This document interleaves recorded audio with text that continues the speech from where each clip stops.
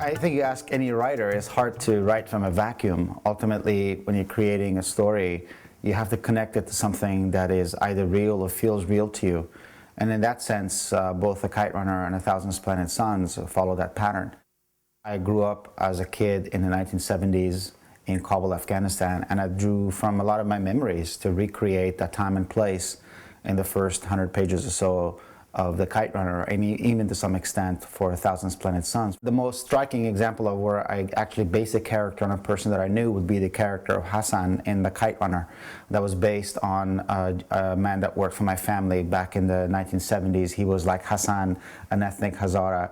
He was just the sweetest man. He was probably in his 30s at the time I was a boy, but we had a real close friendship. He was a cook in my household, and we flew kites together. He took me to the movies. I taught him to read and write. So there was a very kind of a special friendship between us. And ironically enough, it wasn't until I had actually written The Kite Runner and I reread the manuscript that I realized that I had based this character of Hassan on this man that I knew in Afghanistan. But that's kind of an extreme example. Most of the other characters are based on bits and pieces of either people that I know of, come across, or of course using my own imagination.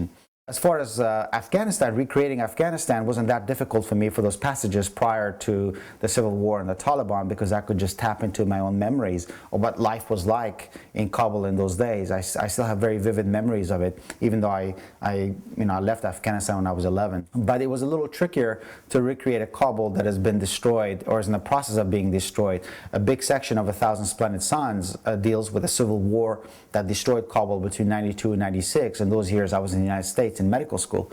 But I of course relied on news and media, but also there were Afghans who came over to Afghanistan, and I would meet them at parties, I would meet them at weddings, at funerals, or whatever kind of a social gathering, and we would talk, not for purposes of research, but I would just hear these conversations, and these little kind of vivid little anecdotes would stick in my mind, and maybe that's how writers are.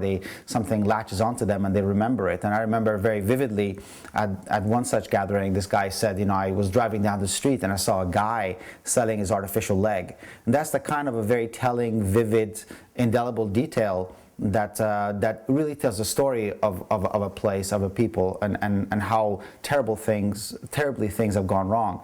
And so that vivid detail ended up in The Kite Runner.